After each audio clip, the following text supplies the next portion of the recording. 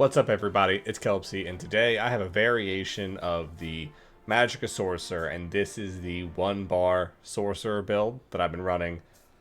I'm going to show you guys the flex spots on it. There's a lot of variability depending on how good you are with light attack weaving and doing other things. First thing that I like to point out to everybody before we get into this is that 1-bar builds lean into the 1-bar. You have a lot of utility because of the fact that you have all of these buffs that you can see on my screen, but you are limited to 5 skills. And here, since we're running a pet, we're kind of running 4 skills. So it isn't the most versatile builds, but if you have trouble with bar swapping, whether it be like physically you cannot bar swap, or mechanically like you have something about your setup or something that makes bar swapping really hard, this is for that. So if you come in here and leave a comment saying like, hey, this build sucks because I want 10 skills, then the video is not for you. Because I get that on every 1-bar build I make. People come in and they want to flood the comments saying that they want more skills. I didn't make the Oaken Soul Ring, but I did make the 1-bar build, so I really don't understand why people show up asking for more skills on a 1-bar build. Just wanted to point that out. If you're here to say that there should be more skills, I don't know what to tell you. Go to one of my other builds that isn't a 1-bar. Sorry. Now that's out of the way, let's check out the character sheet. So I'm running 41 Magicka, 23 health. That's putting us right around 34k health and just under 34k Magicka and 20k stamina. I am running Bewitched Sugar Skulls, the Mage Mundus to give us that even more Magicka, and my race is Imperial. High Elf would probably do best here, and then Dark Elf, but I like running the Imperial for cost reduction. But again, for the best in slot stuff, just find something. Even Khajiit would do well. It's all about just getting that damage up front if you want more damage, or that survivability. And I like to be in the thick of things, so I like the survivability and the cost reduction. That's why I usually run Imperial. Now, for our skills, it's going to be a very short section. It's very simple because we don't have a lot of them. But I am going to show you guys the flex spots and the other things you can run. So, on this build, we are running Streak, Haunting Curse, Crushing Shock, Hardened Ward, Twilight Matriarch, and Shooting Star. Now, Shooting Star, I like to have that on there because you get passives for higher Magicka, for having a Mage's Guild skill. It's a good skill to have on. You can switch it with Freeze and Comet if you like because it hits harder, but Shooting Star is nice, and when you're in Cyrodiil, you can drop it on big groups, and it basically gives it right back as long as it's a big enough group. So I like Shooting Star a lot. Twilight Matriarch, this is one of the flex spots. Now, Twilight Matriarch to me, I personally love because, one, it's a big heal. When you keep it up, you can body block with it if you're good at dancing around it, which can keep Nightblades from hitting you really hard from a distance. But the big thing for me is the fact that it does a big heal where when you activate it for another just shy of 4k Magicka, and it heals you and 2 of your friends for 13,400, and then it heals itself for 6,700. So at 4k Magicka, that's not cheap, but we are running well over 30k Magicka, so you can spam that if you're in trouble. It's not a huge deal. And also, thanks to all of our buffs and everything from the Oaken Soul Ring, resources aren't that bad when it comes to Magicka unless you're in a really, really long fight. And we're running tripods, so there's a lot of things playing towards it. But I like this. There is a huge downside here, and it's that if they know what you're doing, they can focus your pet first, drop it, and now you don't have a heal, which then you can spam your next skill, Hardened Ward, until you can get it back up. But I have been caught out without this. So I'm going to show you guys an alternative skill setup after this, if you're more comfortable with light attack weaving, where we won't use the Matriarch as much. But I'll get into that in a second. So Hardened Ward is our next skill on this setup. It just gives you a big shield. So there is the Battle Spirit passive that comes on when you're in PvP. It makes your damage shields 50% less, so you're not going to get an almost 18k shield from this. You'll get like a 9k shield, but that still puts us well into the 40,000 health range, so you're not getting ganked. You're just not. Now, Crushing Shock This is your spammable. It hits good. It's easy to spam. It's cheap. It's less than 2k magicka. It interrupts attacks. It interrupts anyone doing anything. If they're rezzing a friend, stops it. If they're trying to put up siege, stops it. If they're using something with a cast time, stops it.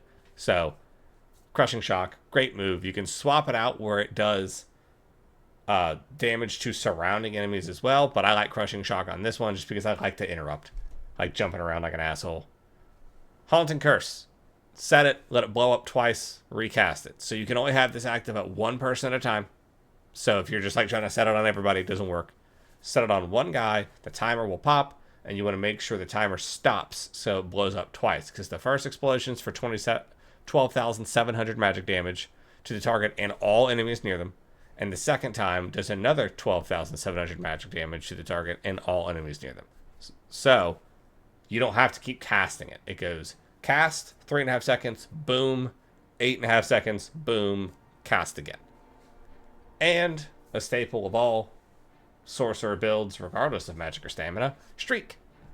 We use this to get in and out of fights. When you're in battlegrounds, you can jump over places. Imperial City, you can get to places that no one else can get to. It's great for escaping, engaging, stunning. It's one of my favorite skills in the game. It's one of the reasons why Sorcerer is probably my favorite class. Is a tie between this and Crystal Fragments. Like, these are my favorite. Now, these are the skills that I have set up for, like, the easiest way to play. Because you can use the Twilight Matriarch for a big, standard heal. You hit it, it heals you and your teammates. You can body block with it. Crushing Shock, fast, easy spammable. Haunting Curse, set it, easy damage. Now, this is what you can run if you're a little bit more comfortable. I like to run Crystal Fragments, and then Crushing Weapon. And then you can run Twilight Matriarch with this, but you'll have to rely solely on your potions to replenish your resource. Which, Crushing Weapon doesn't cost a lot. It's 2,400 stamina, with the only thing that we're using stamina for other than this is strictly for our sprinting. But I have some footage of me running.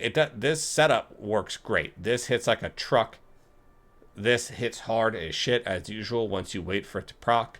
When it turns purple, then you cast it. And Crushing Weapon, it applies Major Breach, which is great because we have no access to that. It refunds a majority of it if you don't get to cast it. And the only downside is you need to be good at spell weaving to do this, because that is how this hits hard. You cast it, spell weave into a light attack, it goes bang, bang, and then instantly goes, and then so if you're not spell weaving correctly and you're waiting for the animation to end, it kind of fucks it up because it takes a lot longer for you to knock these attacks out. When you get good at it, you can just rapid fire and then hit those when you can. And that's that. And with this, I do still run Shooting Star, even though I will say, if you run Energy Overload or the other transformation of it, that light attack weave with Crushing Weapon hits fucking insane. But I like this because it's a stun right off the bat. So there's hit, bam, stunning them, and that's when you can make sure that you guaranteed that you hit them with this.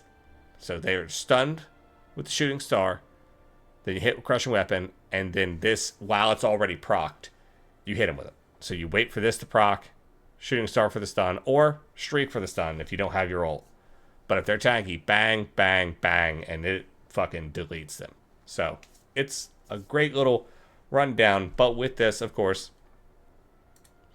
if you're having trouble with not having stamina, run Dark Deal. And then when you cast this, we don't need the Minor Berserk or the Minor Force. We have that from the ring.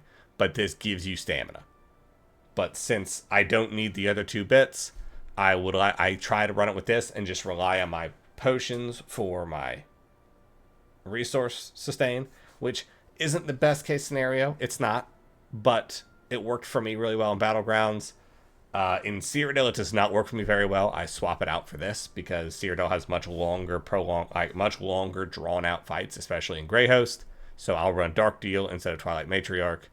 And if you really, really want the Twilight Matriarchs, you can have all of these passives up from Daedric Summoning, like the increased recovery, ultimate abilities, and like all of your health increase. Because like right now we have 10% more health.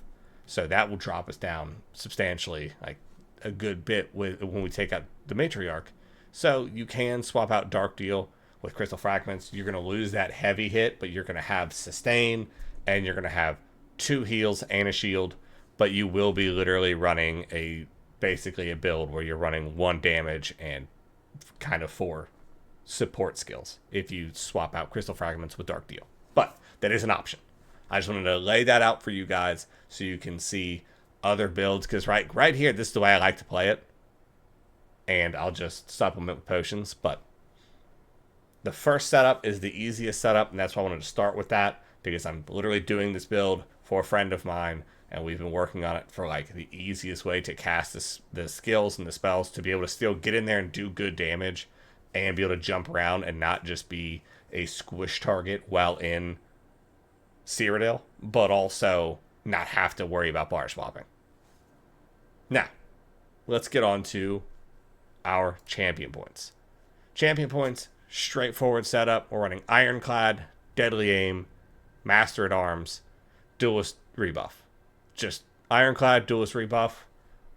We don't want to take damage, just lets us take less. Deadly Aim and Master at Arms. It makes either our Crushing Shock or our Elemental Weapon just hit harder, and as well Crystal Fragments and everything else. This does not help our full survivability if you're having a hard time like staying out, like switching to Focus Mending or something. But like I don't have a problem with being tanky with between the Oaken Soul Ring, our Hardened Ward, and Duelist Rebuff and Ironclad. Like, you're pretty much in the fight pretty easily. Now, for reds, I'm running Celerity, Pain's Refuge, Balanced Vitality, and Bastion. Of course, Bastion to up our damage shield, Balanced Vitality for the health, Pain's Refuge because it reduces our damage taken with negative effects, and Celerity because we like to run around. Now, to get into the meat of the build, we're going to go into the sets, and there's nothing insane about this. This is a pretty straightforward setup. We are running Daedric Trickery, Crafty Elfique, a one-piece Magma Incarnate, and the Oaken Soul. Now I'm going to walk you guys through what item pieces I have. Now, if you've seen my other 2-bar Magicka Sorcerer build, you'll know that I run Crafty Elfique on any Magicka Sorcerer because I just love having that huge amount of magic. But so, I am running the Crafty Elfique Lightning Staff, and then Crafty Elfique Ring, Hands, Sash. And so, those are all in light because of the fact that that's all Crafty Elfique comes with. I am running 2 Impin because they're small pieces, so it's not like I'm going to get great resources out of them for being like infused or reinforced. And we're running Impin just because of how popular Tarnished Nightmare is right now, and I don't want to get got. So we're running Impin on those. The ring, best in slot here is going to be infused, of course, but Arcane is still completely fine because it's still upping that magic even more. Oaken Soul Ring is infused with weapon and spell damage, and then Daedric Trickery is weapon and spell damage. And I have this as Swift because I like running around. I always suggest doing at least 1 Swift if you've got it, or if you're having trouble running around. Of course, we have our Streak on this build to get in and out, but that is costly after you do it a couple times, so I like running fast. So I use this one to Swift. Of course, most damage is going to be infused. Now for Daedric Trickery, I'm running a Heavy Chest Reinforced and Heavy Legs Reinforced, because that just gives us massive amounts of armor, and that's going to keep us tankier than ever. The head is also heavy with an Impin. I just have that as an Impin because I had it for another build.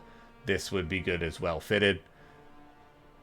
But also 2,300 armor, 2,600 armor, 3,000 armor. Like, that's just a lot of beef to keep us in the fight and sustainable. And that also gives us enough heavies to get good passives. And then we are running light Daedric Trickery shoulders, divines, and light shoes, well fitted. So this could be well fitted. It's not going to make or break to have 1 or 2 pieces off trait as I usually have, because I like to do my builds in game instead of on the PTS server.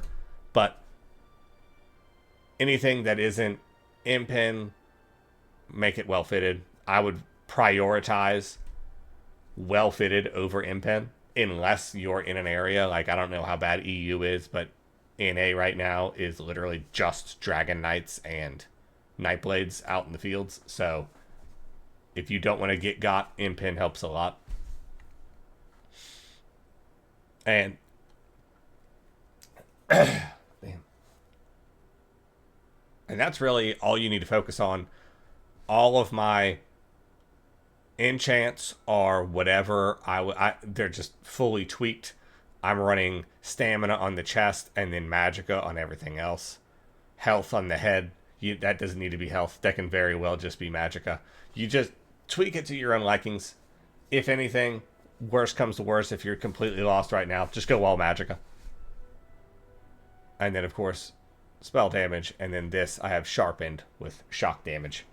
A fire staff works great here too. It does, and the fire staffs are much cheaper. So if you're wanting to, run the fire staff. If not, it's fine. But fire staff works great here. Lightning staff works great here. I prefer the lightning staff. I just like the passives from it. The passives from the stabs, just so we can go through those real quick. You get the tri-focus. When you have fully charged lightning heavy attacks, it does 100% to everything near them. So again, if there's a big mob in Cyrodiil, this is going to do a little pop at the end, which is why you use lightning staffs for the heavy attack builds.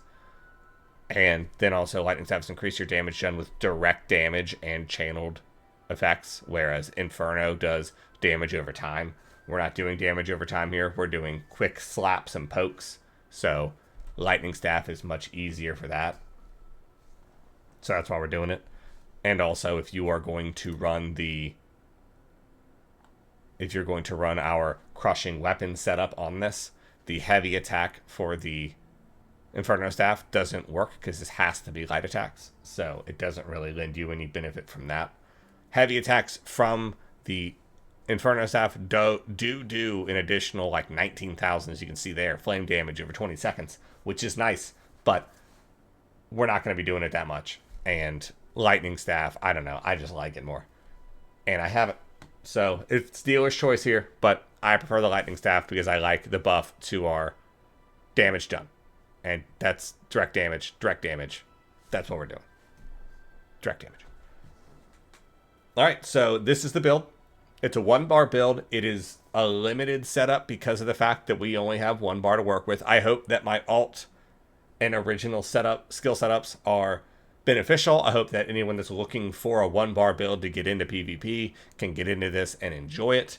As always, as I tell everybody, these aren't steadfast builds. This isn't like, if you don't do this correctly, it won't work. Modify it the way you want. This is a guideline. This is an outline. This is something that I want to give to you guys to show you like, hey, this works for me and in the groups that I run, and take it and then twist it into what you want, because everyone plays the game different. Everyone likes different things, and everyone likes to do different stuff. So take it, change it, enjoy it, have fun. It is a game, and this is a video about a game. But as always, I love you guys. Thanks for checking out the video. Thanks for the support. I will see you guys next time. Here's some footage from Battlegrounds of this build, hopping around, having fun. I'll see you next time. Love you so much.